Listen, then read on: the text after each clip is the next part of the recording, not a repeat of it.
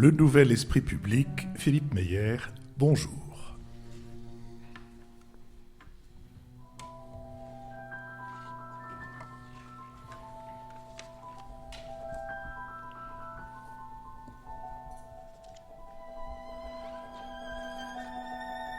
Bonjour, merci de nous avoir rejoints pour cette première émission de 2018 en public à l'école alsacienne, que je remercie une nouvelle fois de nous accueillir devant un public tout aussi nombreux que les précédentes émissions en public, dans cette salle où je m'étonne toujours de voir que tant de gens ont quitté leur lit le dimanche matin pour venir nous écouter. Et donc, gens que je remercie, comme je remercie d'ailleurs, enfin je signale parmi eux, au passage, des élèves et le proviseur de l'internat d'excellence de Sourdin.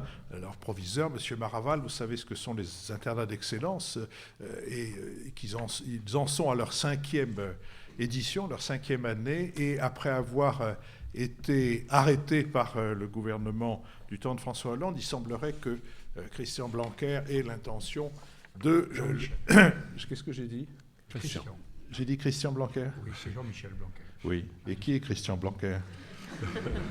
Bon, c'est voilà. On fait des remarques, mais on ne sait pas répondre aux questions. C'est assez proche du nom de l'ancien maire de Varangeville, mais c'est autre chose. Donc Jean-Michel Blanquer semble devoir s'intéresser de nouveau à ces internats d'excellence. En tout cas, bienvenue à ses élèves et à leurs professeurs. Quelques nouvelles de notre modeste entreprise à l'aube de cette nouvelle année. Le site a été considérablement enrichi à la mi-décembre grâce à Nicolas Tourneau, un auditeur qui m'a offert son aide efficace et désintéressée, et ce www.lenouvelespritpublic en un seul mot.fr permet entre autres désormais de souscrire un abonnement dont le montant est prélevé chaque mois via le site Stripe, tout en donnant les indications nécessaires à nous adresser des dons. Ces abonnements ont déjà commencé à rentrer en nombre. Ils sont le moyen le plus sûr de nous soutenir, le moyen le plus sûr et le moyen à la portée de toutes les bourses, les plus serrées comme les mieux fournies. Tout est indiqué sur le site. N'hésitez pas à en faire tourner le lien. C'est très simple. Pour que le nouvel esprit public vive, il nous faut 3000 donateurs à 5 €. Ça veut dire qu'il nous faut 1500 donateurs à 10 €, etc., etc. Donateurs, enfin abonnés, c'est-à-dire gens qui acceptent que tous les mois on leur prélève cette somme-là.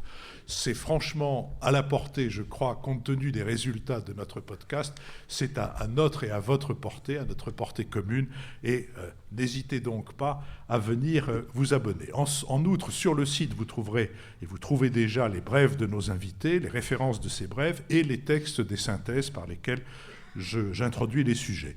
Nous comptons 325 000 écoutes uniques depuis que nous avons commencé. Le nombre de connexions est en progression constante et, nouveauté, à partir de ce dimanche, l'émission sera mise en ligne à 13h et non plus à 17h.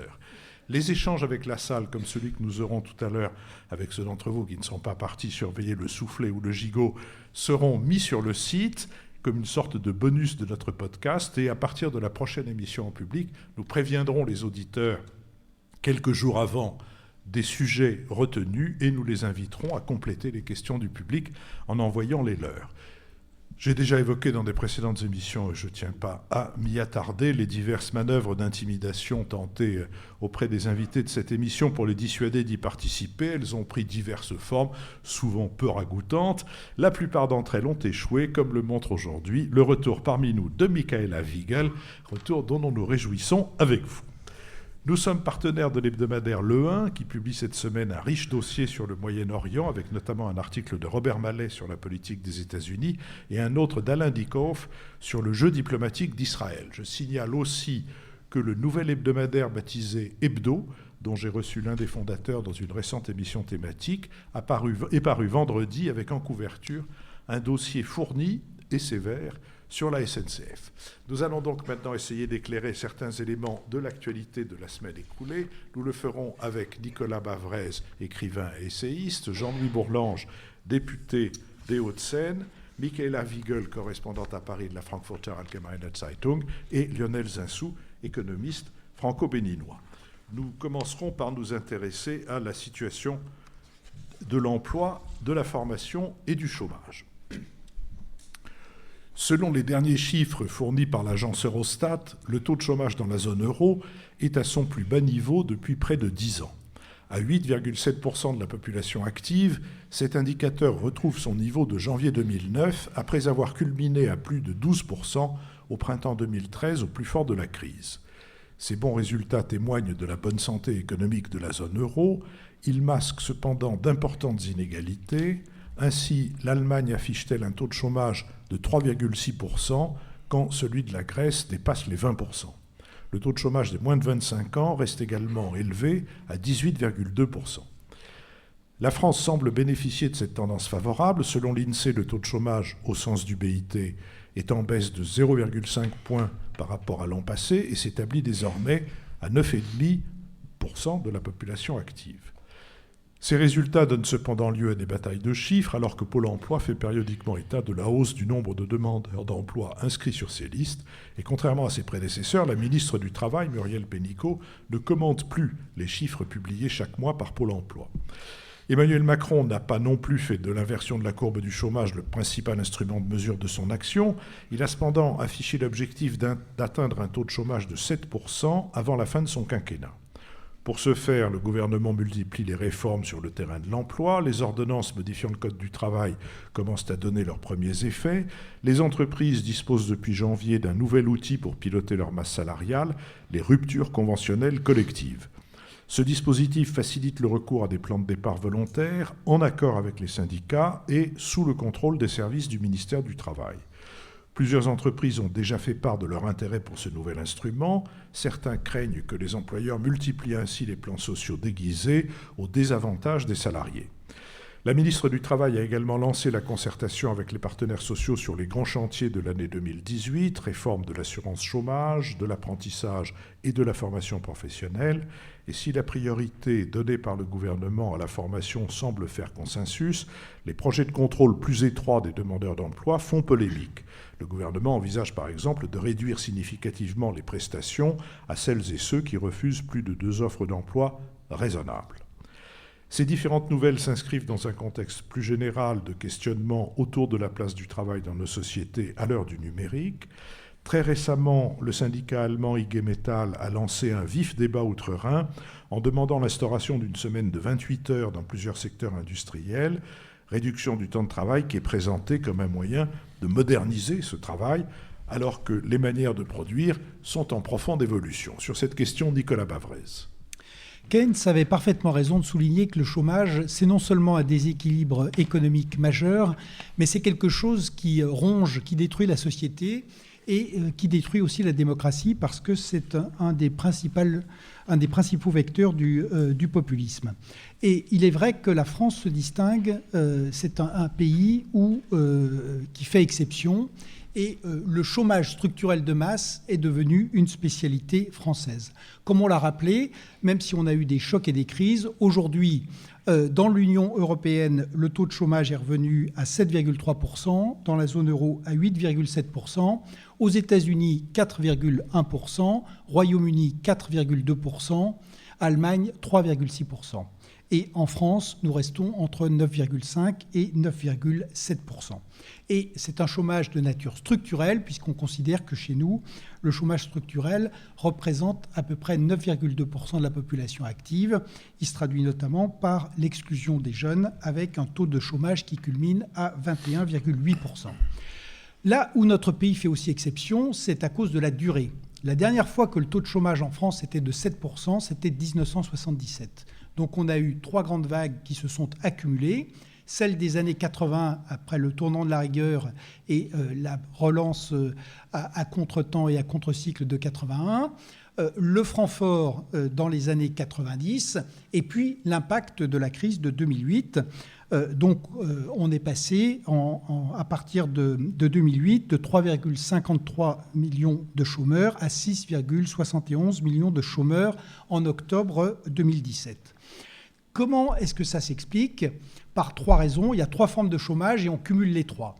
Première forme de chômage, c'est l'insuffisance de la croissance. Et à cause des stratégies qui ont été conduites, la diminution de l'appareil de production, les faillites en chaîne, c'est vrai qu'aujourd'hui, la croissance potentielle de la France, c'est 1%. Quand on est en très haute conjoncture comme en ce moment, on arrive à frôler les 2%, mais on ne les dépasse plus depuis extrêmement longtemps. La deuxième raison, c'est évidemment le coût et la surréglementation du travail. Et la troisième raison, c'est ce qu'on appelle le chômage d'adaptation et qui va être évidemment renforcé par la révolution numérique qui va, sinon détruire, du moins remettre en cause la forme actuelle d'à peu près la moitié des emplois. On considère qu'aujourd'hui, on pourrait créer 1 million d'emplois en France si on avait les bonnes qualifications. Alors, à partir de ce tableau, que faut-il faire ? Il est vrai que les ordonnances sur le travail ont été un bon premier pas, mais vous voyez bien que le seul retour de la croissance ne permettra pas de régler la crise du chômage en France. Pourquoi ? Parce que la croissance pourra régler le chômage conjoncturel, mais elle ne réglera pas les deux questions fondamentales qui sont liées au chômage structurel, le défaut des qualifications et le dysfonctionnement majeur du marché du travail. C'est pour ça que les pistes qui sont envisagées, à mon avis, sont plutôt bonnes. La piste fondamentale, c'est l'éducation et la formation, parce que le vrai antidote au chômage, c'est de renforcer l'employabilité de tous. Et pour la renforcer, il est bien clair qu'il faut former les gens mieux et tout au long de la vie. Et la deuxième chose, c'est de reconstituer évidemment un appareil de production qui soit moderne et performant. Et on voit que le déficit de notre commerce extérieur, 60 milliards sur 11 mois, alors que l'Allemagne a un excédent qui dépasse allègrement les 200 milliards, cette faiblesse du commerce extérieur est la vraie mesure de l'état de notre système productif. Jean-Louis Bourlange. Oui, je crois que le tableau assez grave assez sévère que vient de tracer Nicolas est hélas indiscutable. Et nous sommes dans une situation très difficile. Alors, je suis dans une situation un peu paradoxale parce que j'appartiens à une majorité qui célèbre le retour à l'optimisme, à la confiance, au succès. Et je crois que c'est indiscutable que les quelques mois qui viennent de s'écouler ont montré un retour de la France dans un retour du tonus moral, politique, économique de la France. Mais en même temps, je crois que le plus dur est devant nous. Je pense que la gestion du chômage pose toutes sortes de problèmes qui n'ont pas encore, les campagnes électorales ne sont pas d'ailleurs faites pour poser les vrais problèmes, contrairement à ce qu'on voit ici, on dit ici ou là, mais les vrais problèmes n'ont pas été posés. Ils se lisent en creux dans le diagnostic que vient de tracer Nicolas. Je crois qu'on est confronté, le gouvernement, les pouvoirs publics sont confrontés à un certain nombre de tensions qui sont très délicates à traiter. La première tension, c'est non seulement politique conjoncturelle, politique structurelle, ce qu'on a toujours dit. La politique conjoncturelle, quand le cycle va bien, tout le monde est content. Le chômage baisse, mais comme le suggérait Nicolas, il baisse, mais il se situe toujours au moment où ça revient à un stade nettement supérieur à la période antérieure où ça allait bien. Il y a donc un effet cliquet et une augmentation régulière du chômage structurel. Mais au-delà de ça, je crois que nous sommes très incertains sur la capacité de l'économie française, européenne, mondiale, à affronter la révolution numérique en créant des emplois. Alors je sais bien qu'il y a une espèce de dogme qui, depuis les métiers Jacquard, qui consiste à dire chaque fois qu'on a fait un progrès technologique, il y a quelques abrutis qui se sont opposés à ce progrès, et ils avaient évidemment tort, parce qu'on ne s'oppose pas au progrès, donc c'est évidemment quelque chose d'idiot, et on a vu chaque fois que ça créait le maximum d'emplois. Ça créait plus d'emplois que ça n'en détruisait à terme. Je pense que nous n'avons pas... Les documents que nous avons, les études qui ont été faites, montrent effectivement que, dans un premier temps, la révolution numérique devrait aussi générer des emplois si elle en supprime. Mais la vérité, c'est qu'on ne sait absolument rien à moyen terme de cette balance. On ne sait absolument pas l'ampleur des destructions d'emplois qui vont être entraînées par la révolution numérique. Et je crois que moi je ne dis pas qu'il y en aura, qu'on ne va pas créer plus d'emplois, qu'on en supprimera, mais je pense que celui qui hasarde un pronostic dans ce domaine est très audacieux. Je pense qu'il faut là réfléchir et qu'il faut prévoir notamment, on n'aura de toute façon pas les mêmes emplois, on va avoir une destruction des emplois moyens, un maintien des emplois très haut de gamme et un développement des services à la personne qui ne sont pas les emplois les plus valorisants, qui ne seront solvables que s'ils sont mal payés et qui ne sont donc acceptables qu'à la condition d'être directement ou indirectement subventionnés, ce qui pose tout un tas de débats sur le revenu universel, etc., qui ont été abordés de façon très politicienne et qui gagneraient à être abordés de façon très sérieuse. Donc là, on a un premier problème. Le second problème, c'est le rapport entre les différents partenaires. On avait jusqu'à présent un certain rapport qui s'était établi entre des partenaires sociaux qui géraient globalement le système et l'État qui le couvrait, le finançait, le garantissait. Bon, et ça marchait plus ou moins bien. Or là, on voit que ce système est doublement subverti.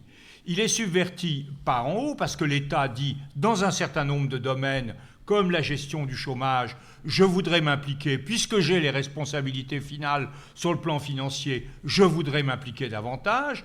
Et à ce moment-là, les partenaires sociaux disent « Attention, qu'est-ce que vous faites? Où vous allez ?» Et on voit bien que sur des choses comme l'autorisation de la négociation volontaire, d'accession volontaire au chômage, ou les questions du financement du RSI, tout cela entraîne des réactions de non possumus, de veto considérables de la part des partenaires sociaux.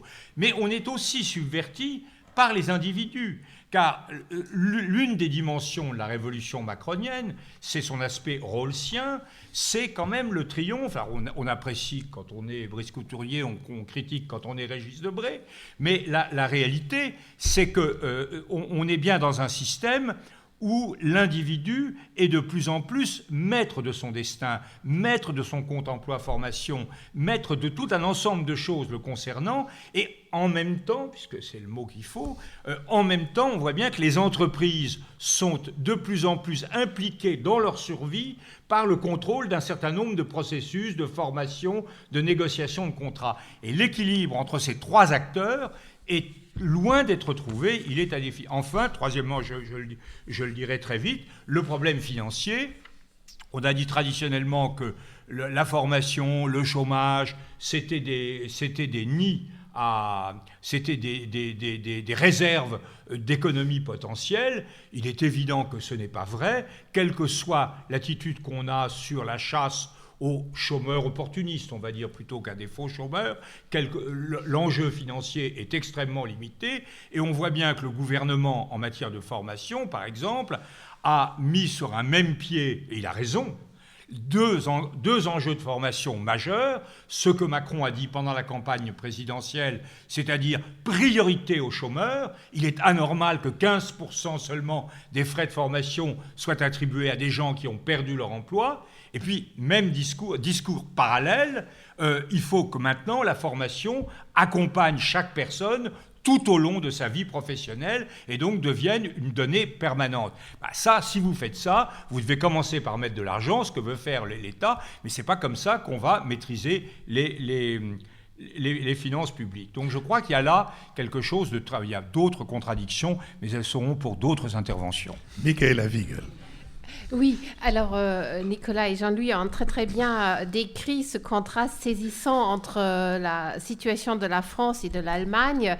L'Allemagne qui a aujourd'hui vraiment beaucoup de mal à recruter et qui est à la recherche de personnel qualifié. Et où, effectivement, ça a été dit en introduction, dans le secteur de Ligue et Métal, donc c'est tout ce qui est de plus lourd dans l'industrie allemande exportatrice, on réfléchit à des modèles de 28 heures pour permettre, pendant 2 ans, en fait c'est limité dans le temps, pendant 2 ans, à des employés de se consacrer davantage, soit à leurs enfants, soit à leurs aînés qui ont besoin d'aide. Et donc, ça montre à quel point le débat est divergent entre la France et l'Allemagne. Jusqu'à maintenant, l'Allemagne se vivait sur la question du chômage un peu comme une île qui considérait que si ça marchait pas mieux dans le reste de l'Europe, c'était la faute du manque de réformes. Et donc, je trouve que c'est assez notable dans ce préaccord qu'on conclut la SPD et la CDU-CSU, de constater que pour la première fois, et ça contraste aussi avec les négociations qui ont eu lieu auparavant avec la FDP, pour la première fois est fait mention dans cet accord de coalition du problème du chômage, notamment en France, mais aussi dans d'autres pays d'Europe, et de la responsabilité de l'Allemagne de trouver des solutions européenne. Ça, c'est à mon avis, une petite révolution de mentalité parce qu'encore une fois, auparavant, on considérait c'était parce que les autres n'avaient pas fait leur leçon, ils n'avaient pas su faire les réformes qu'il fallait et que c'était pas, ça impliquait pas en quelque sorte la responsabilité de l'Allemagne. Donc cette mention, je pense, est très importante. Encore une fois, il s'agit que d'un préaccord, ça peut encore évoluer, on ne sait pas d'où ça amènera, mais ça montre quand même à quel point les premières réformes, et notamment la réforme du marché du travail côté français, a renforcé aussi la perception en Allemagne que maintenant on entre dans une phase où il faut penser plus européen et un peu moins national. Alors sur les réformes envisagées, je pense une réforme suscite vraiment beaucoup l'intérêt en Allemagne et c'est notamment tout ce qui est lié à la formation professionnelle et au système d'apprentissage. Il y a des entreprises allemandes qui ont des succursales en France et qui sont, c'est connu, qui sont assez atterrés par le manque d'élan en France pour les apprentis. C'est toute une chaîne de responsabilités. C'est pas seulement, comme on le dit souvent, les parents qui veulent pas que leurs enfants s'engagent dans une filière d'apprentissage. C'est aussi une mentalité concernant ceux qui doivent former les apprentis. Souvent, les exemples allemands que moi je connais, c'est qu'ils ont envoyé leurs propres responsables pour bien mener les filières d'apprentissage en France, parce qu'ils considéraient qu'il y avait en quelque sorte un manque aussi de savoir-faire jusqu'à maintenant, parce qu'on a pendant des décennies pas valorisé la transmission, notamment dans des entreprises de moyenne taille. C'est différent pour l'artisanat parce que là, en revanche, c'est souvent des rapports beaucoup plus personnels. Et je pense sur ce plan-là, il peut s'engager une véritable coopération franco-allemande si c'est réellement voulu du côté français, parce que l'Allemagne aussi, à cause du manque de main-d'œuvre, a maintenant un problème de ne plus pouvoir recruter suffisamment d'apprentis et il y a même des solutions qui sont envisagées pour ceux qui maîtrisent l'allemand qui puissent faire leur apprentissage directement en Allemagne. Donc je pense qu'il y a des pistes qui s'ouvrent à une véritable coopération renforcée et je dis cela parce qu'on est à la veille du 55e anniversaire du traité de l'Élysée et Emmanuel Macron dans son discours de la Sorbonne avait envisagé une révision profonde de ce traité et je pense sur le plan de l'apprentissage, on peut vraiment s'enrichir mutuellement. Lionel Zinsou. Oui, je crois qu'il ne faut pas trop se flageller dans les comparaisons internationales parce qu'on compare des situations quand même vraiment très différentes. Et donc le thème, la France a un chômage structurel, n'arrive pas à baisser en deçà de 9%, alors que l'Allemagne est à 3,6%. Etc. Je pense que ça ne reflète pas des différences quand même fondamentales. On n'a pas la même démographie en France qu'en Allemagne. Michael vient de le dire, il y a une obsession allemande de préserver la capacité d'avoir des compétences et de pouvoir recruter en remplaçant les compétences actuelles. Quand on est dans une situation où la cohorte des jeunes qui arrivent sur le marché du travail, à la différence de la France, est inférieure en nombre à la cohorte de ceux qui s'en vont, on est dans une situation démographique profondément différente. C'est quand même une donnée essentielle. L'autre chose, c'est que la France a un niveau d'indemnisation du chômage qui est élevé et ça fait partie des choses indicibles, ça fait partie des tabous. C'est-à-dire qu'il vaut infiniment mieux être un chômeur indemnisé en France qu'un travailleur pauvre en Allemagne ou un travailleur pauvre en Grande-Bretagne, où les minima sociaux ne fonctionnent pas du tout de la même façon. Il y a des gens qui, perdant leur activité, reçoivent un revenu de substitution par l'assurance chômage, qui, net de leurs coûts de transport qui baissent parce qu'ils n'ont plus d'activité et des coûts de garde des enfants, améliorent leur pouvoir d'achat. C'est une situation unique en Europe. Par ailleurs, c'est bien de chanter la politique allemande comme étant remarquable, mais elle est passée par une phase relativement brutale.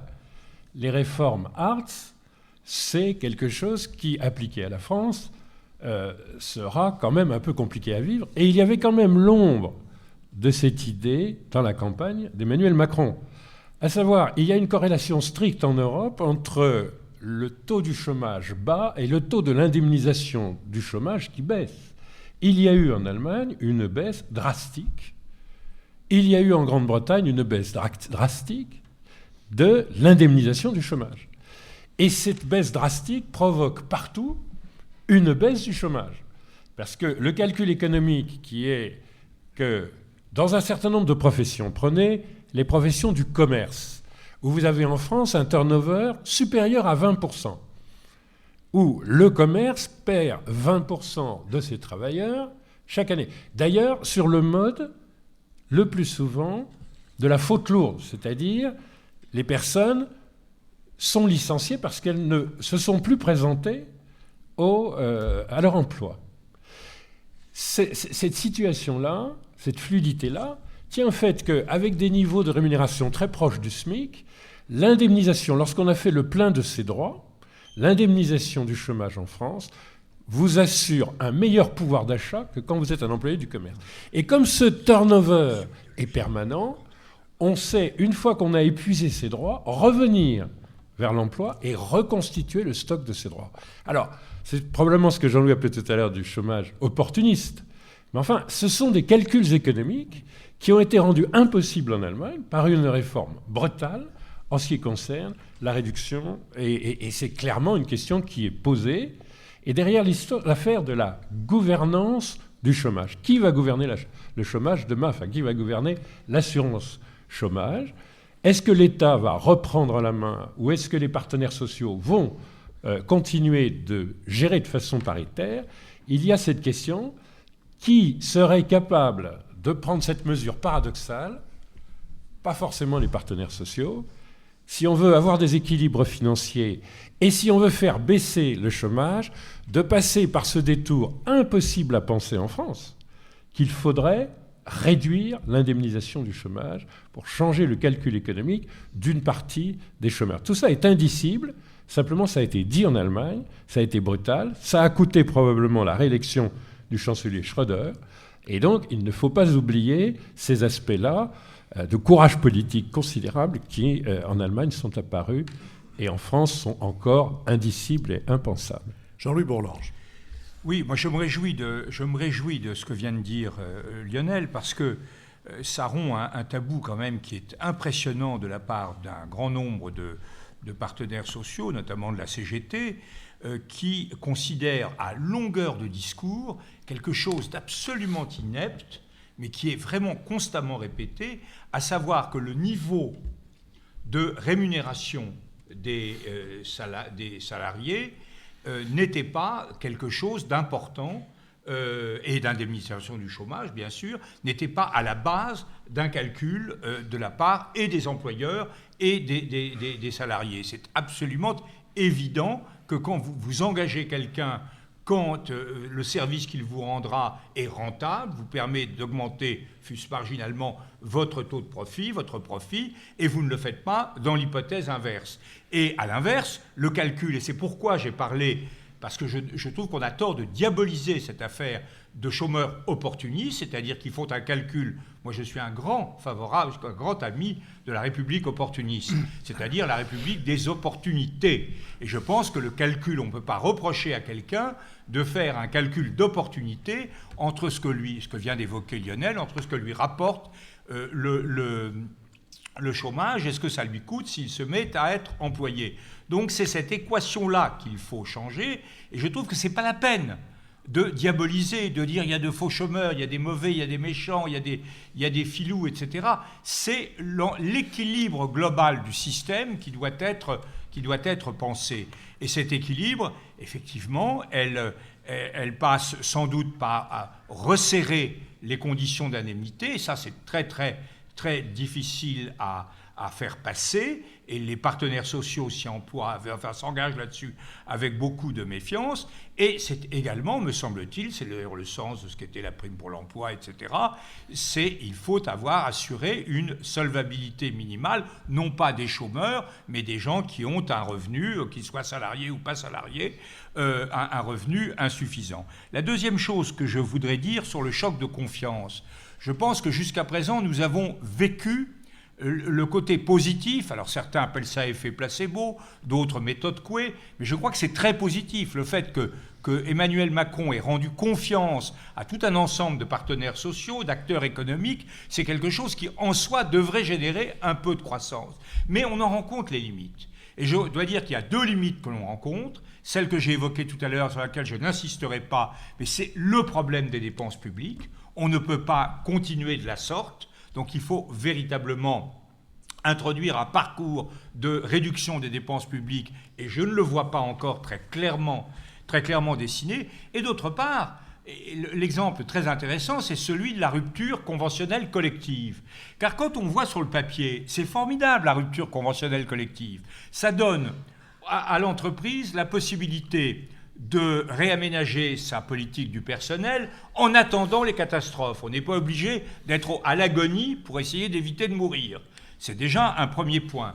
Deuxièmement, on évite la justice. On a un accord des partenaires sociaux et on a un contrôle de l'État. Donc ça va beaucoup plus vite. Troisièmement, on n'est pas interdit de réembaucher si on a besoin de personnel différent. Et quatrièmement, on a ce qui protège et ce qui fait que ce n'est pas dangereux socialement, un double verrou qui est le verrou syndical et le verrou individuel des intéressés qui seraient dans cette situation. Et on voit bien que pour une entreprise, si elle veut procéder de la sorte et éviter d'attendre le moment où elle sera obligée d'appeler de faire appel à ce qu'on nomme abusivement un plan de sauvegarde de l'emploi, eh bien, il faut qu'elle paye, il faut qu'elle offre aux salariés un contrat intéressant. Mais le problème, c'est que c'est très bien quand la confiance marche, mais quand on dit non, et là, les verrous sont quand même très importants, et je ne crois pas qu'on puisse les faire sauter, et que ce serait bon de les faire sauter, on est comme dans la situation d'une des deux entreprises en cause actuellement, on dit non, et c'est bloqué. Donc là, on voit bien que toute cette politique repose sur la confiance, mais que la confiance est encore loin d'être pleinement assurée. Nous restons aussi dans une dictature idéologique de la lutte des classes. Nicolas Bavrez. Quelques remarques brèves pour compléter. D'abord, quand on regarde les autres grands pays développés ou les pays scandinaves, qu'est-ce qui est intéressant finalement ? Bien sûr, on peut critiquer les statistiques, mais ce qui est fondamental, c'est que l'idée selon laquelle le plein emploi est impossible dans les économies développées aujourd'hui est une idée totalement fausse. C'est parfaitement possible si on sait s'organiser pour le générer. Ensuite, c'est vrai que compte tenu du retour parmi nous de notre amie Michaela, on se concentre tous sur l'Allemagne et qu'on a beaucoup parlé du modèle allemand. Je crois que les modèles, c'est une idée qui est extrêmement fausse. On ne réforme jamais un pays avec des idées ou des choses en projetant sur lui des formes d'organisation ou des réformes qui ont été imaginées ailleurs avec une autre histoire, une autre culture et d'autres institutions. Donc le problème aujourd'hui, c'est pas de faire Hartz, d'ailleurs c'est pas du tout ce que fait Madame Pénicaud. Le problème, c'est d'inventer une flexi-sécurité à la française. Troisièmement, la concentration sur l'assurance chômage est aussi... il est légitime qu'on se préoccupe de l'assurance chômage, ne serait-ce que parce qu'elle génère plus de 3 milliards de déficit par an et que maintenant elle a une dette de 34 milliards. Donc, mais l'idée que l'assurance chômage est la cause du chômage permanent, c'était le titre d'un article de Rueff dans les années 30, ça c'est une idée qui est une idée fausse. Le problème, c'est que si vous regardez par exemple la Suède ou le Danemark, c'est très intéressant, le taux de remplacement du salaire, il est de 80 ou 90%. Donc il est supérieur à ce qu'on propose en France. Et pourtant, il y a le plein emploi. Pourquoi ? Parce que derrière cette indemnisation très forte, il y a une politique extrêmement volontariste de retour à l'emploi rapide. Et donc, c'est ça qui est fondamental dans l'assurance chômage, et c'est pour ça qu'il faut l'intégrer dans un univers beaucoup plus vaste. C'est que le problème de la France, c'est qu'on n'a pas lutté contre le chômage dans les 35 dernières années, on a lutté contre l'emploi, et avec beaucoup de succès. Et l'assurance chômage, vous pouvez avoir un taux de remplacement du revenu élevé, à condition que ce soit mis au service du retour à l'emploi et de l'employabilité des gens. La dernière chose, on ne peut pas raisonner, y compris en termes d'assurance chômage, uniquement en termes de revenus.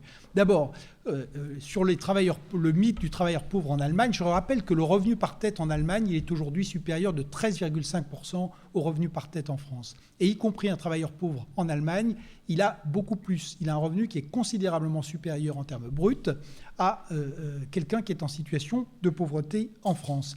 Et la deuxième chose, c'est que derrière...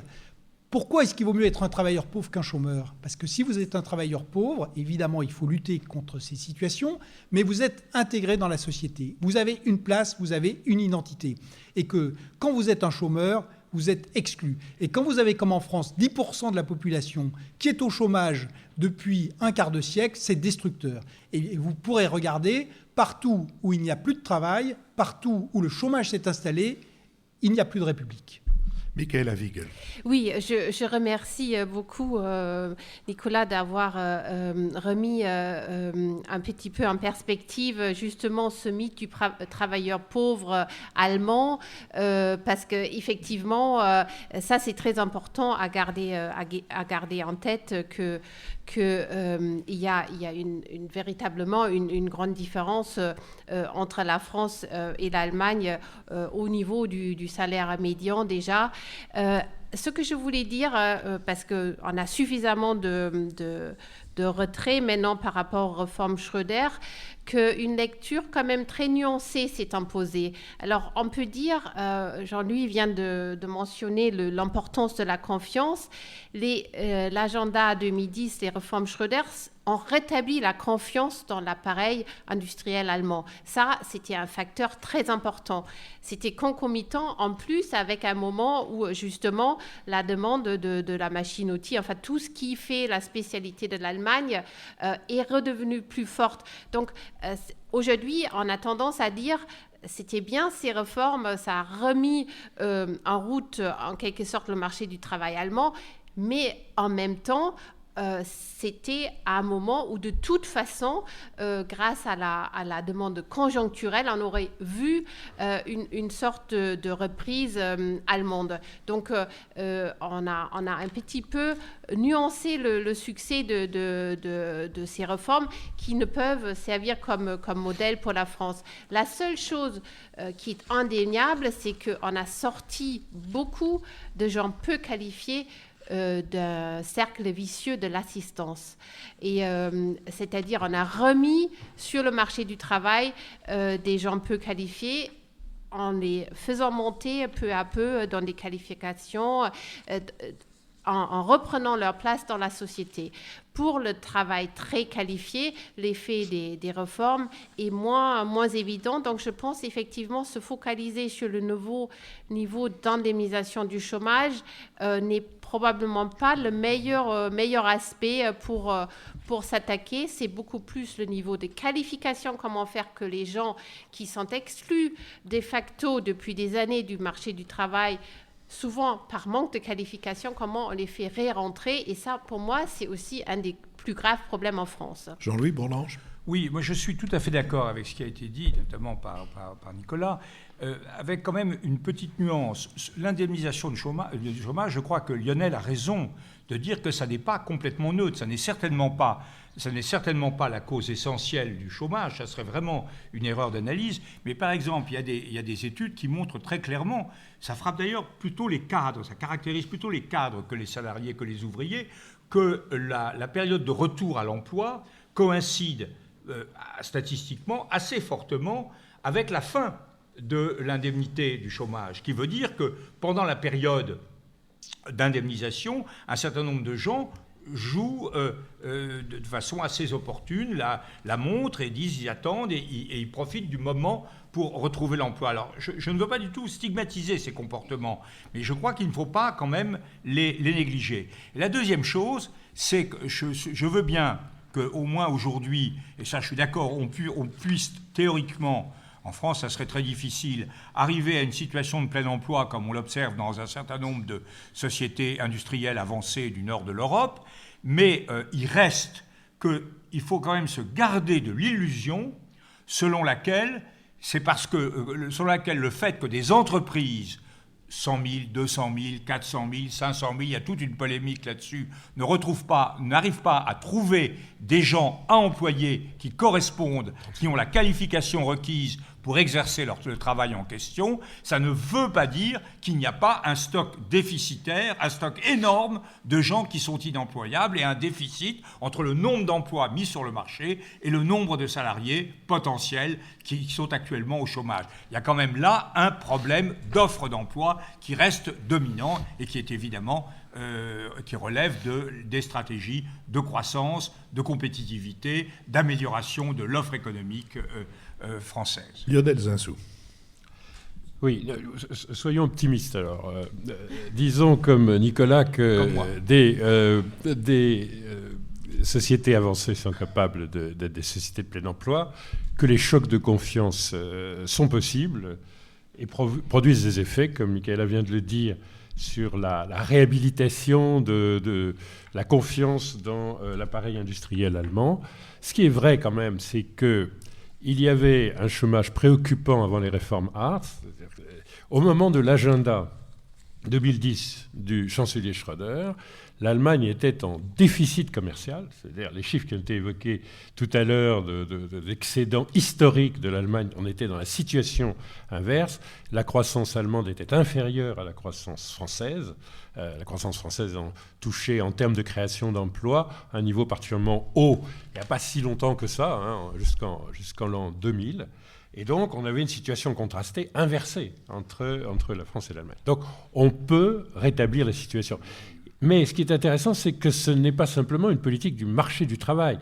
Une des raisons pour lesquelles François Hollande a fini par gagner son pari de l'inversion de la courbe du chômage, peut-être un petit peu tard, c'est que tout de même, en ce qui concerne le traitement des charges sociales, donc le coût du travail, le CICE a été un changement majeur, qui est aujourd'hui prolongé par la suppression dont on vient de voir le début, au début janvier, des cotisations salariales, des salariés, des cotisations, des charges payées par les salariés.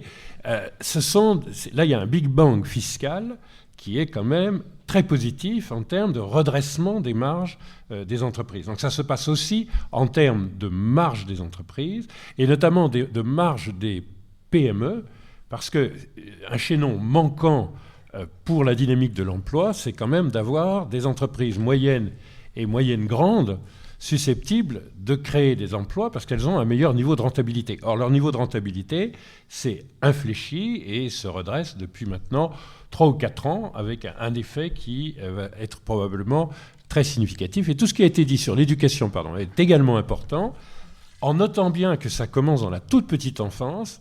Et là-dessus, il y a eu plusieurs rapports intéressants et de l'Institut Montaigne et de Terra Nova sur le thème. Beaucoup de l'employabilité se joue à la maternelle et dans la toute petite enfance. Donc c'est l'éducation, mais pas simplement la formation liée à l'emploi, la formation professionnelle, mais c'est bien l'éducation de base et très tôt qui sont des conditions importantes de la capacité d'élever les qualifications. Je m'aperçois que j'ai oublié tout à l'heure de dire que Lionel Zinsou est président de Terra Nova. Je ne voudrais pas qu'on croie que je cache cette qualité en l'ayant qualifié simplement d'économiste franco-béninois. Je vous remercie. Nous allons maintenant nous intéresser au voyage du président de la République en Chine, et d'ailleurs pas seulement, également au rapport entre la Chine, la France et l'Europe. Le président de la République s'est rendu en Chine pour une visite d'État, et c'est le premier voyage en Asie de son quinquennat. Il s'agissait également de la première visite d'un chef d'État européen en Chine depuis le mois d'octobre et le renouvellement du mandat de Xi Jinping lors du 19e congrès du Parti communiste. Accompagné d'une cinquantaine de chefs d'entreprise, Emmanuel Macron a mis l'accent sur le rééquilibrage des relations économiques franco-chinoises. Les relations commerciales entre les deux pays sont en effet asymétriques. Le déficit de la balance commerciale française à l'égard de Pékin s'élève à plus de 30 milliards d'euros. Ce profond déséquilibre a poussé le gouvernement à faire de la réciprocité le maître mot de la nouvelle relation économique entre les deux pays. De fait, de très nombreuses barrières protectionnistes ferment encore le marché chinois aux entreprises étrangères. Intérêts économiques français et chinois ne vont cependant pas sans certaines divergences, comme à propos des nouvelles routes de la soie, ce vaste projet de développement économique chinois à l'étranger qui passe par des travaux d'infrastructure permettant l'acheminement de biens chinois en Asie, en Afrique et en Europe. Or, cette expansion chinoise menace les intérêts européens et français à l'étranger. Emmanuel Macron a donc tenu à affirmer que ces nouvelles routes de la soie ne pouvaient constituer un nouvel instrument de domination. Si la question des droits de l'homme n'a pas été évoquée en public, comme le regrettent associations et ONG, le thème de l'environnement était en revanche placé au centre des discussions. Xi Jinping, pourtant à la tête du premier pollueur mondial, se veut exemplaire sur le sujet et appelle à l'avènement d'une civilisation écologique. D'autres sujets ont été évoqués, comme le renforcement de la coopération franco-chinoise sur le dossier nord-coréen, la lutte contre le terrorisme ou le G5 Sahel. Après des décennies de présence discrète marquées par ses nombreuses abstentions au Conseil de sécurité des Nations Unies, 2018 pourrait être la grande année du retour de la Chine sur le devant de la scène mondiale. Son ministre des Affaires étrangères est allé dans ce sens en annonçant dans une formule poétique qu'avec la marée montante et les vents favorables, il était temps de faire voguer le navire et d'affronter les vagues. La Chine pourrait envisager de prendre la place de leader mondial laissée vacante par la diplomatie américaine sous Donald Trump, et alors que le président Macron a promis de revenir en Chine au moins une fois par an, le duo franco-chinois esquissé par le président est présenté comme un axe possible pour la réorganisation du monde post-américain. Sur cette question, Lionel Zinsou. Oui, alors on commence à avoir un peu la marque de fabrique des grands voyages présidentiels. Le président de la République française est aussi le président du climat. Il a clairement rempli le 12 décembre avec le sommet One Planet à Paris la fonction laissée en partie vacante par le fait que le président Trump a soustrait les États-Unis à l'accord de Paris. Et il a repris l'initiative, fait répéter les vœux et les engagements financiers. Et donc, quand il se présente en Afrique il y a quelques semaines et en Chine, il est le président du climat mondial. Il est également le porteur d'idées culturelles majeures, c'est-à-dire que, de même qu'en Afrique, il a... sur l'éducation des filles, la restitution du patrimoine, enfin, et la langue française, eu un discours extrêmement proactif et nouveau. De même, là, la France qui projette des musées, et lui qui a eu la chance d'inaugurer le Louvre d'Abu Dhabi et d'en être très frappé, va donc maintenant pouvoir inaugurer assez vite un centre Pompidou de Shanghai. Donc, la France avec sa projection sur l'universalisme muséal. Donc on voit bien un certain nombre de grands thèmes. Il est également le président mondial de l'innovation, le président des start-up, sans être une gérontocratie, malgré tout, la Chine est loin d'avoir des dirigeants aussi nouveaux. Et donc, ce côté, je suis le président des jeunes, le président du climat, le président de l'innovation, Et le président de la culture, c'est le nouveau rayonnement français. Donc c'est un type de voyage qui ne laisse pas indifférent. Alors, vous avez dit, Philippe, qu'il était accompagné par 50 présidents d'entreprises. Alors moi, je ne sais pas si c'est le président de la République française qui emmène 50 chefs d'entreprise en Chine ou 50 chefs d'entreprise qui emmènent le président de la République française en Chine. Parce qu'en fait, il y a une particularité. Vous avez dit, il y a 30 milliards de déficit et il va falloir la réciprocité pour équilibrer. Non, il n'y aura pas de rééquilibrage. La Chine est la première puissance mondiale en commerce extérieur, mais elle est d'ailleurs la première puissance mondiale en PIB, en création de richesse. Aujourd'hui, on peut se cacher derrière les chiffres de PIB, ce qu'on appelle au taux de change courant. Donc, la Chine n'a que 12 000 milliards de PIB par an. Maintenant, le bon indicateur, c'est quelque chose qu'on appelle le PIB en parité de pouvoir d'achat. C'est-à-dire on corrige du fait que les monnaies ne traduisent pas exactement la richesse. Donc, on évalue par rapport à ce que la monnaie peut acheter comme panier de biens. Et à ce moment-là, la Chine est à 26 000 milliards. La France est au 10e de cela, en parité de pouvoir d'achat. Les États-Unis sont autour de 16 000 milliards. Donc la Chine est la première puissance de l'échange, le premier partenaire de l'essentiel des pays, de 80% des pays, et évidemment le premier producteur de richesse au monde. Donc ça ne rééquilibrera pas. La France a 1,6% du marché chinois, la Chine a 9% du marché français. Donc les facteurs de compensation seront ailleurs. Et ils sont ailleurs. C'est-à-dire que le stock de capital de la Chine en France, c'est 6 milliards de dollars.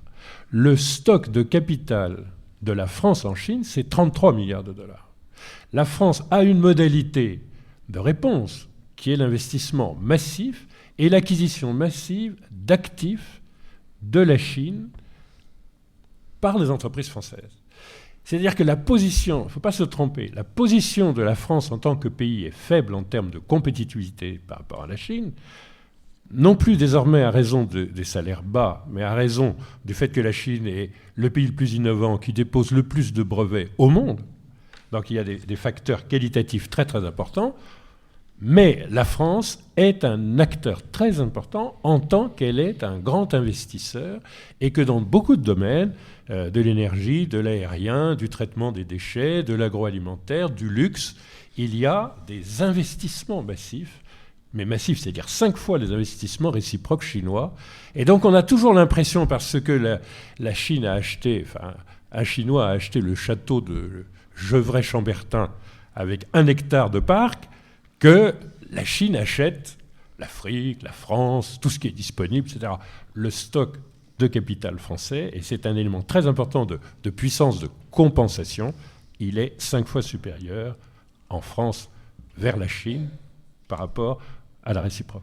Je suis allé il n'y a pas très longtemps à Gevrey-Chambertin, il m'a semblé que ce Chinois ne s'intéressait pas seulement au parc. Mais il ne possède que le parc, il ne possède pas de ville. Non, il a les villes. Michael Havig. Oui, je pense que ce qui est fascinant, effectivement, qu'on voit maintenant un changement vraiment de conception apparaître. Déjà, ce voyage du président était long, très long pour aujourd'hui, 3 jours, 2 endroits différents. Ça montre une réelle valorisation de l'hôte aussi. Et il est remarquable que, en fait, Emmanuel Macron, il a dit d'ailleurs, imite un petit peu ce que ont commencé les chanceliers allemands, c'est-à-dire consacrer beaucoup de temps à la Chine et montrer en revenant chaque année, et d'ailleurs Emmanuel Macron l'a annoncé tout de suite qu'il allait revenir chaque année en Chine, montrant l'importance de la Chine pour la France.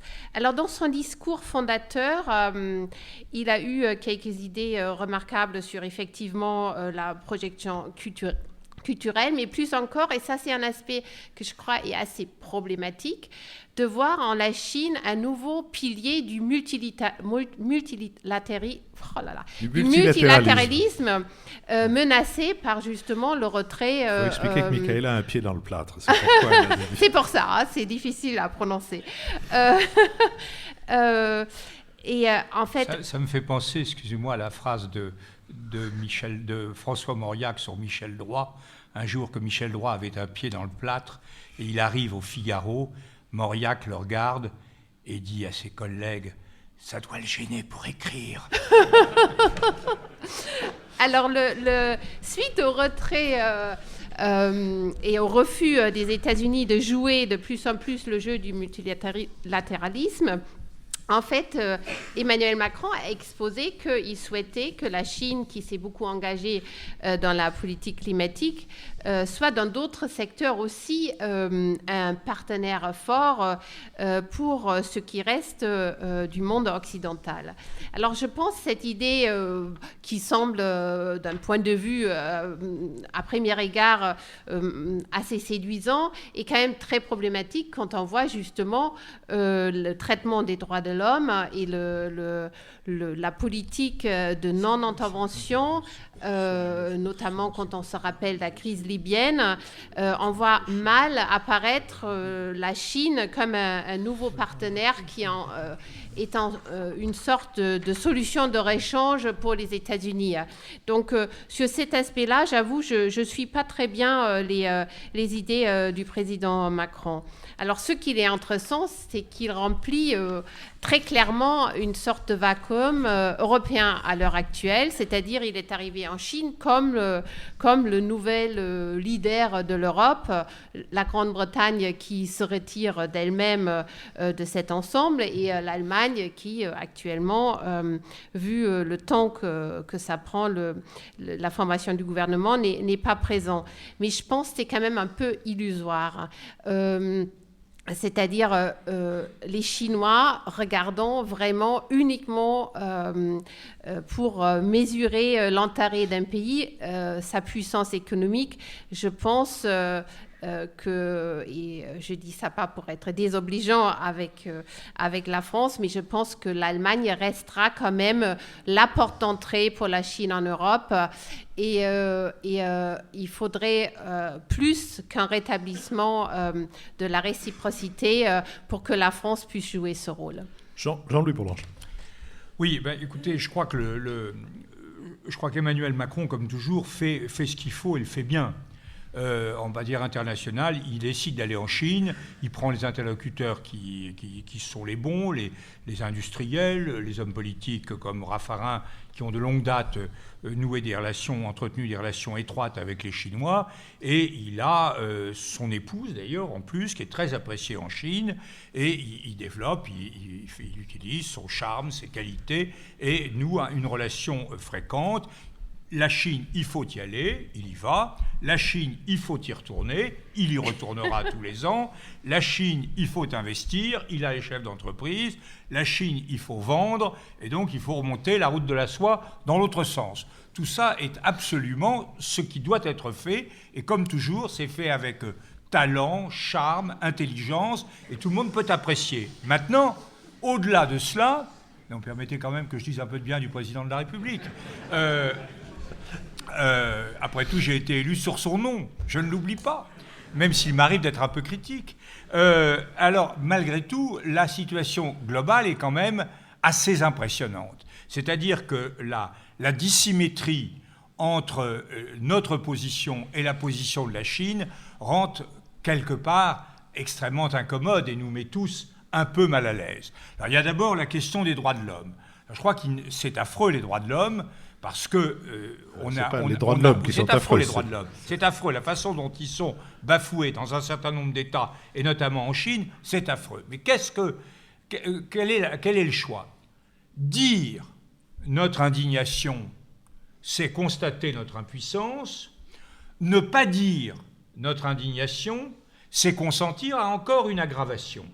Donc on est dans une situation très fausse, et je crois qu'il faut effectivement dire quelque chose là-dessus et savoir que c'est Védrine qui a raison. On ne fait pas de la politique avec uniquement des États qui respectent les canons de la beauté philosophique occidentale, des droits de l'homme, des valeurs auxquelles nous sommes profondément attachés. Sinon, on ferait de la politique avec un entre-soi de petite puissance et ça n'aurait pas de sens. Donc là, on est mal à l'aise, c'est structurel, ça se vérifie partout, ça se vérifie en Turquie, on a des intérêts communs avec un certain nombre de gens qui ne respectent absolument pas nos valeurs et nos principes, et c'est difficile, et je crois qu'on devrait quand même l'assumer clairement.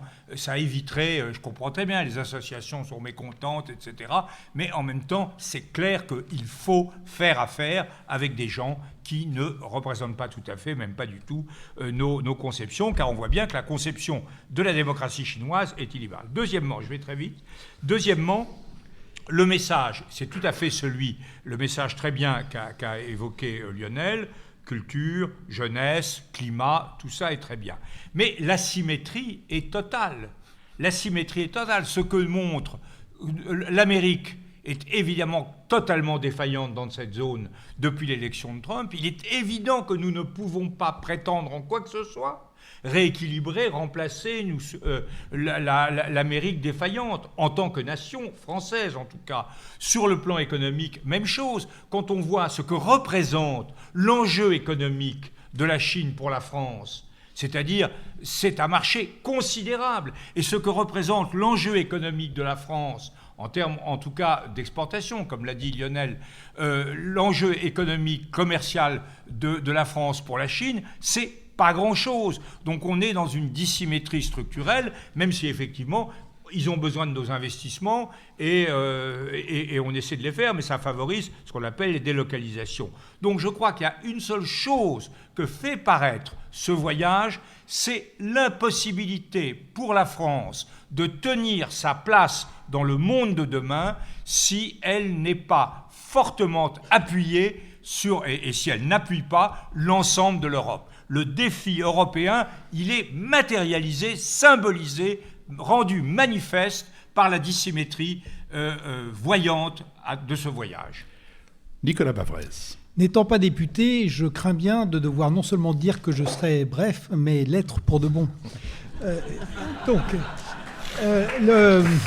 n'y a pas que les députés qui font des promesses non tenues. C'était pas une promesse, c'était une menace.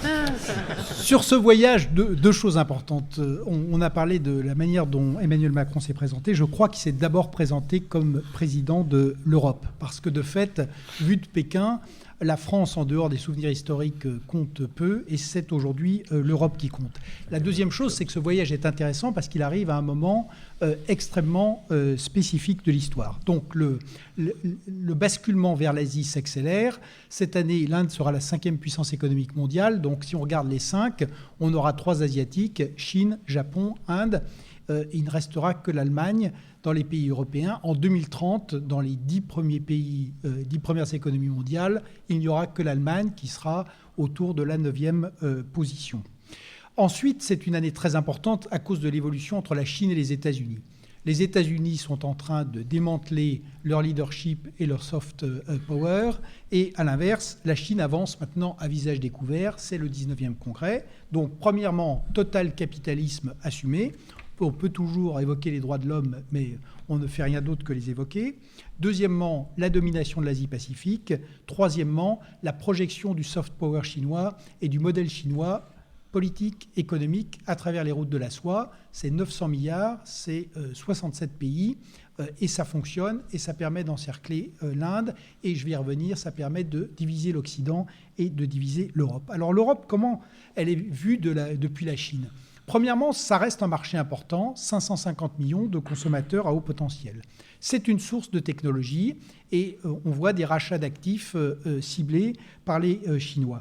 Et à l'inverse, les choses sont faciles pour les Chinois pour 3 raisons. Premièrement, L'Europe a perdu son allié historique, les États-Unis, dont plus personne ne sait qui ils sont et ce qu'ils font.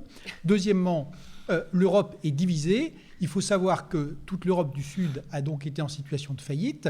L'argent n'est pas venu des États-Unis, l'argent n'est pas venu d'Allemagne, l'argent n'est pas venu d'Europe, l'argent est venu de Chine. Et aujourd'hui, si vous êtes grec, portugais, espagnol ou italien, et de plus en plus français, vous n'allez certainement pas prendre la Chine de front pour une raison simple, c'est que c'est elle qui vous finance et votre dette et vos infrastructures.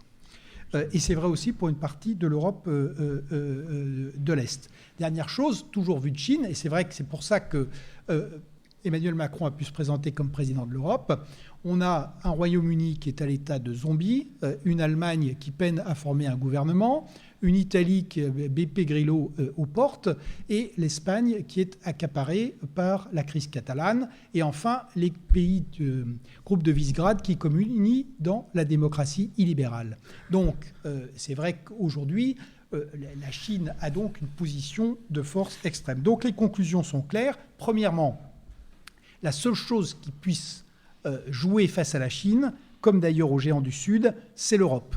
Et donc, l'asymétrie, je rejoins ce qui a été dit, l'asymétrie va rester extrêmement forte. Si on veut peser face aux Chinois en termes de commerce, en termes d'investissement, en termes d'Internet dont ils sont en train de prendre le contrôle, il va falloir que l'Europe soit beaucoup plus unie, beaucoup plus cohérente et beaucoup plus dynamique. Et c'est pour ça que l'année qui s'ouvre est fondamentale. Maintenant on va avoir normalement un gouvernement allemand, entre mars 2018 et les élections européennes de mai 2019, il reste donc une toute petite fenêtre pour arriver à essayer de refonder l'Union. Sinon, l'avenir est encore plus chinois que ce que l'on pouvait croire. Merci. Je vous propose que nous passions à notre dernière séquence. Jean-Louis Bourlange j'étais en train de faire remarquer que la brièveté de Nicolas est assez relative par rapport à la sienne. Mais je disais bienvenue au Club des députés. De temps en temps, il faut savoir se hisser au-dessus de sa condition. Bon, si je peux en placer une. L'antiparlementarisme est insupportable. J'espère que je ne dérange pas. Je voudrais donc ouvrir la séquence des brèves en vous signalant avec une joie toute particulière la reparution des mémoires de Jean-François Revel, Le voleur dans la maison vide, dans la collection de Poche Bouquins aux éditions Robert Laffont. Ce sont les mémoires de Jean-François telles qu'elles avaient été publiées sous le titre Le voleur dans la maison vide, augmenté d'un certain nombre de choses, dont le bada qu'il préparait, le bada étant, comme le savent tous les Marseillais, le petit supplément que le marchand de glace ajoute sur les glaces que vous avez commandées. Et ce bada est tout aussi étonnant et traduit une vie tout aussi extraordinaire que celle de Jean-François Revel. Je pense que les gens qui disent que personne n'est irremplaçable n'ont jamais connu Jean-François Revel. C'était un personnage tout à fait extraordinaire, qui était polyglotte, il parlait 6 langues, il lisait les journaux dans 6 langues, ce qui explique la qualité de ses éditoriaux toujours fondés sur des informations. Il avait un goût qui allait de la cuisine à la peinture, même aussi d'ailleurs la musique, même si c'était un peu moins. Je ne parle même pas de la littérature et de la philosophie. Son histoire de la philosophie et de tous ses ouvrages, celui qui a la vie la plus longue dans les librairies, c'était un homme d'une exigence absolument constante. Il a été mon premier patron. C'est lui qui m'a attiré vers le journalisme, qui m'a fait quitter ma carrière précédente.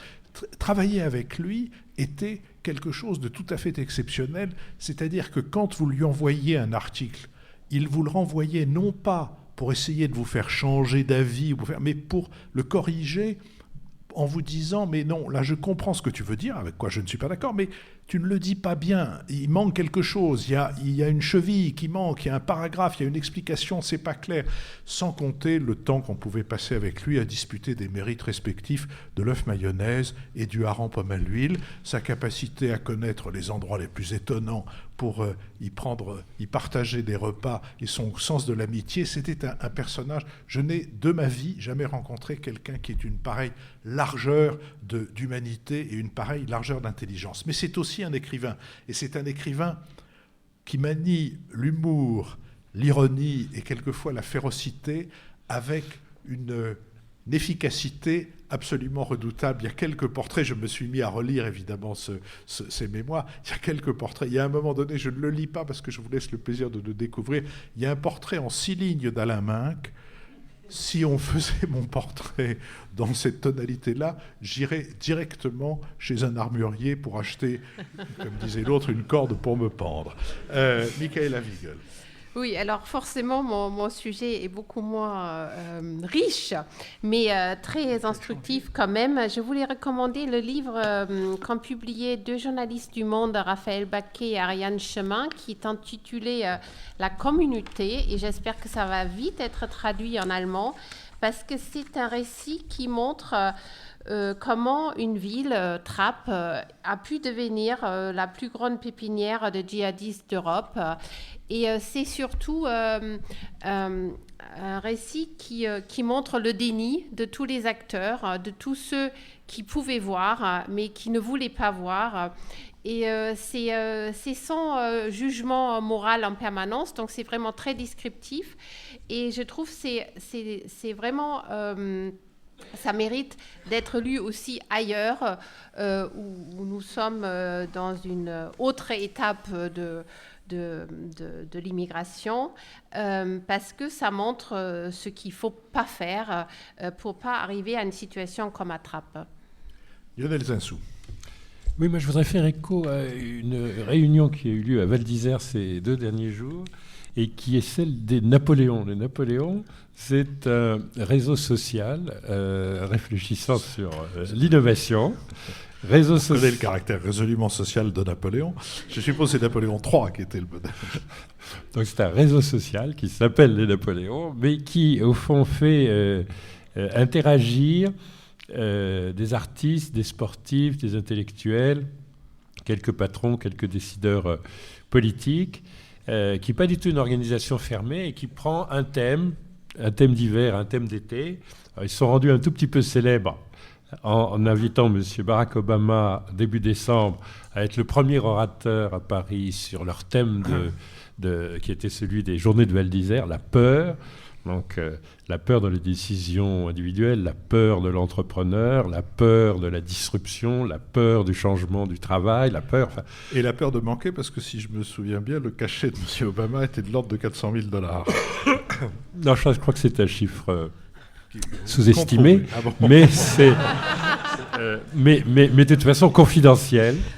Et c'est vrai qu'il y a des entreprises mécènes de Napoléon. Et ils tiendront session... Ils veulent mécéner le nouvel esprit public. Ils tiendront session à Arles à partir du 18 juillet sur un thème plus dangereux que la peur, qui est celui de la vérité. Jean-Louis Bourlange. Oui, moi je voudrais recommander un bref livre de Laurent Cohen-Tanucci, « Résistance ». La démocratie à l'épreuve. Je crois que ce livre est intéressant. Il ne dit pas des choses totalement nouvelles. Il situe pleinement la crise que nous vivons comme une crise grave, une crise de la démocratie avec ses traits classiques, le populisme, le complotisme, l'identitarisme, l'hyper-individualisme. Tout cela est analysé et dénoncé. Les causes sont mises en perspective, notamment la révolution numérique, la révolution géopolitique qui fait que l'Occident est à la fois subverti dans ses intérêts, ses valeurs, ses principes, et se divise lui-même, comme on l'a vu à travers des épisodes comme l'élection de Trump et le Brexit. Donc tout cela est dit. Ce qui me paraît frappant et qui m'a inquiété en lisant ce livre de cet excellent pro-européen qu'est Laurent Cohen-Tanucci, c'est un certain désenchantement. Cet homme qui a voté pour Emmanuel Macron, qui adhère au projet qui est actuellement celui du gouvernement, est en même temps assez profondément inquiet sur le devenir de tout cela. Son livre s'appelle « Résistance » et on a le sentiment qu'il y a quelque chose d'un peu nostalgique. Il y a la nécessité de sauvegarder un héritage qui est très souvent méconnu. On parle de l'héritage de la Troisième République, etc. Mais l'héritage qui est souvent méconnu, c'est celui de l'humanisme occidental européen de la Quatrième République, de l'époque de l'après-guerre. C'est cet héritage-là que nous sommes en train de liquider. Et Laurent Cohen-Tanucci regarde cette disparition, ce naufrage, avec un effroi qui, je crois, est justifié. Nicolas Bavrez. Le grand enjeu historique du XXIe siècle, ce sera sans doute la lutte entre la démocratie et la démocrature, mais ça n'empêche qu'il reste très intéressant de comprendre le totalitarisme, parce qu'il y a quand même un lien entre certaines de ces démocratures et les totalitarismes du XXe siècle. Et 100 ans après la révolution soviétique, c'est vrai que la biographie de Stéphane Courtois, la biographie de Lénine, est extrêmement impressionnante. D'abord parce qu'elle emprunte à de nouvelles sources, mais surtout parce qu'elle montre bien qu'elle dissout le mythe selon lequel le bon Lénine aurait été trahi par le méchant Staline. En réalité, la religion de la violence, la religion de la dictature, c'est chez Lénine, et c'est lui qui a conçu ce système. Et ce qui est intéressant, c'est que ça différencie aussi la révolution soviétique de la révolution française. Comme l'a montré François Furet, la terreur, c'est un accident après 1789. Il n'y a pas d'accident dans l'Union soviétique. Elle a été conçue d'emblée pour être un régime totalitaire. Merci beaucoup. Je rappelle que le Nouvel Esprit Public est produit par Julien Neuville pour Nouvelles Écoutes, dont les différents podcasts montrent la variété et l'intérêt des productions qu'on trouve désormais sur la toile. C'est Laurie Galigani qui assure l'enregistrement et la diffusion de cette émission, et ce sont les élèves de la préparation à Sciences Po de l'école alsacienne qui concourent à cette préparation, et c'est Christian Sori qui concourt lui aussi à l'enregistrement et à la diffusion de cette émission. Comme je l'ai indiqué, nous allons, comme d'habitude, procéder à un échange avec la salle. Cet échange sera enregistré. Il sera mis sur la toile à son tour, mais pas tout de suite. Vous trouverez sur le site de l'émission, le fameux site, celui qui vous permet de souscrire un abonnement et celui dont vous allez assurer la publicité avec une vigueur qui nous impressionnera tous. Vous trouverez sur le site de l'émission le jour et l'heure de la diffusion de ce bonus que nous allons enregistrer maintenant. Et je remercie le public qui s'est pressé en nombre dans cette salle Pierre Lamy de l'école alsacienne.